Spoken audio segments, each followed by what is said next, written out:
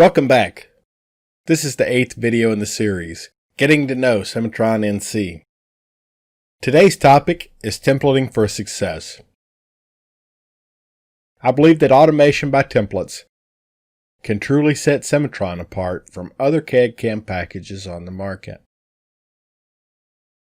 Most CNC programmers never machine the same thing twice.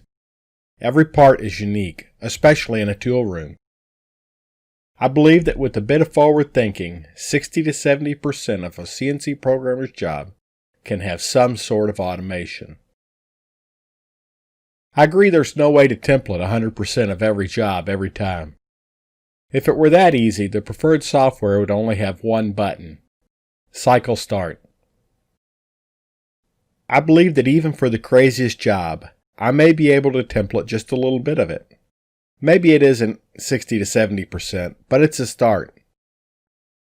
Even at 10%, it creates time to get an extra cup of coffee, or a double-double if you're north of the border. Today I'm going to start with an electrode. Simple enough, right? By using a standard color palette, Cimatron easily selects all of the faces of the electrode for the NC process. You may be skeptical. If you've played with templates at all, then you likely already know about short names. My favorites are MaxPZ and MinPZ for electrodes. I can use them as part of a mathematical function in the procedure's parameters. This allows me to set the clearance for an electrode procedure by adding a couple inches to the MaxPZ to tell the system always start above the part. Many shops today set their Z origin at the bottom of the electrode holder. This reduces burn depth errors when compared to working from the tip of the electrode. The biggest issue with this is that the height of the electrodes are variable and the height of the holder is variable. This makes it a little harder to grab a standard template that will not overfinish near the base, but still finish enough. There are a couple ways to handle this. All roughing procedures stop at the bottom of the stock. If the stock stops just below the top of the base, then the roughing will too. The first trick I'm going to show you today is stock creation. If you're using volume mill, then it must be done. So how can we do it better? Start by creating an NC setup. This allows me to lock the posting UCS and gives me a folder to keep the part and stock definitions.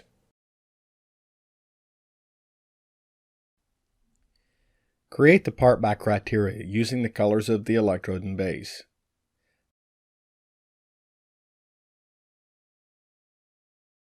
Create a fixture part by criteria using the color of the holder.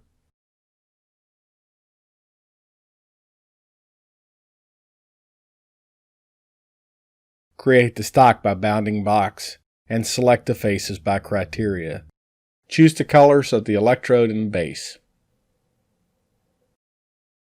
Set the offsets, 50 thousandths on the X, Y, and Z positives, and a negative 700 thousandths on Z negative. The negative Z value pulls the bottom of the stock box up.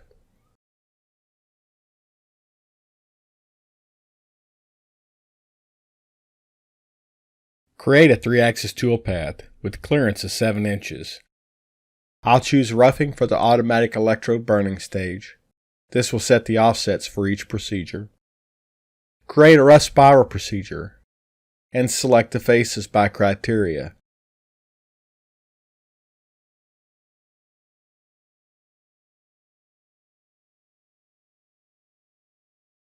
Pick a cutter. Adjust the clearance to MaxPZ plus 2.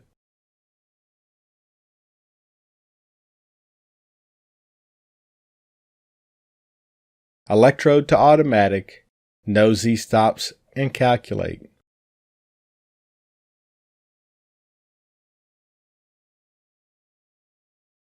Create a finish mill by limit angle. Part faces will be the burn faces and extensions.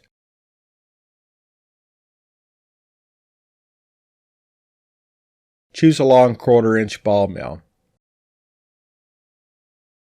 This should machine down to the top of the base, but not finish it.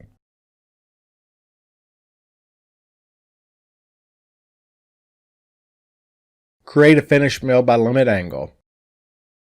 The electrode base is part faces.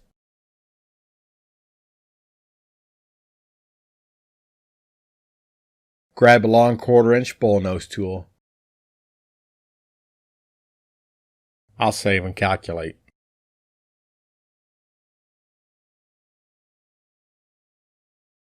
At a glance, you'll notice the toolpath stopped at the bottom of the stock for the finish mill procedure also. So far all I've done is create a toolpath for a simple electrode in a very slow, tedious manner. I'll save the process as a template and close the file.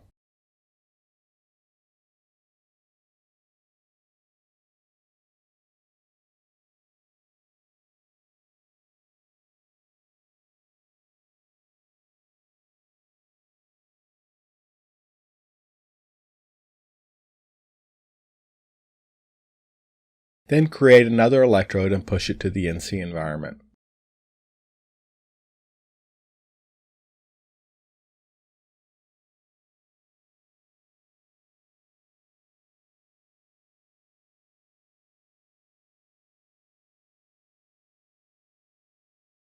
Then apply the previous template and calculate.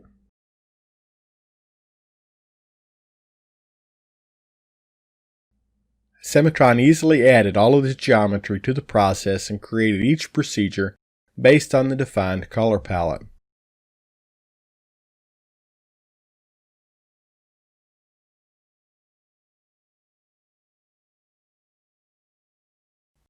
I'll save this electrode and create a slightly larger electrode on a flat holder.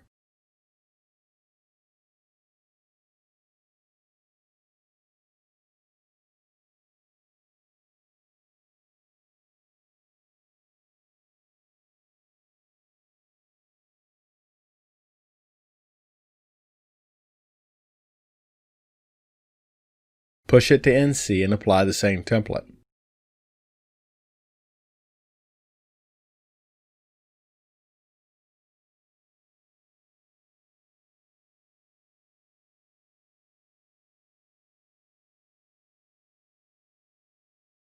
Again, Cimatron had no problems selecting the geometry.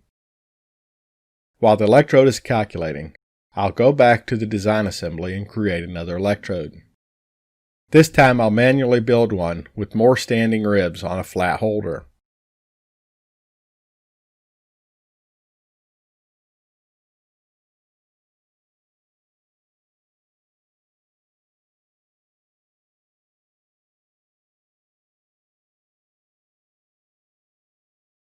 I'm using solid burn bodies and extensions to create this electrode. To learn more about them, consider watching the video series, Manufacturing Electrodes with Cimatron's Quick Electrode. Now I'll push the electrode to NC and apply the same template.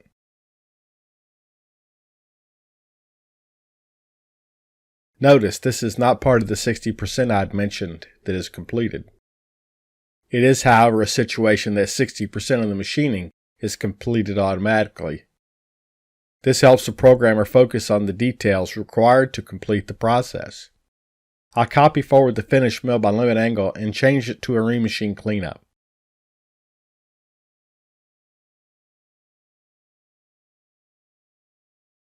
Select an 1/8" ball end mill from my library.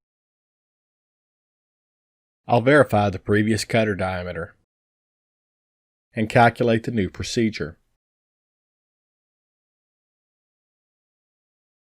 Now that I've added an extra procedure, I can add it to my template library.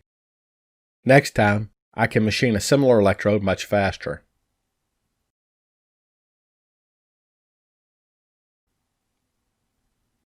Thanks for watching.